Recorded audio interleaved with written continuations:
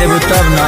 अच्छा। आसमान से उतरल बारू तब का धरती पहाई का करलू जब माथवा पट्टी का करलू ए जाने चांद के भी फीका करलू जब माथवा पट्टी का करलू जाने चांद के भी फीका करलू।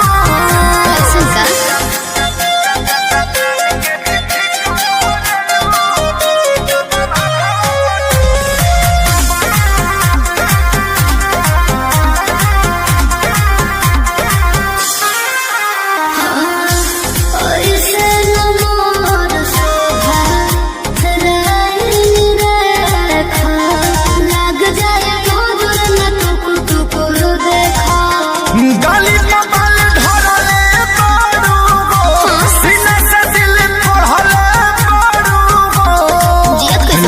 गन के बिगाड़ो तारू तू तो इना मीना डिका करेलू जब माथावा पटिका करेलू के जान चाल के भी फीका करेलू जब माथावा पटिका करेलू के जान चाल के भी फीका करेलू।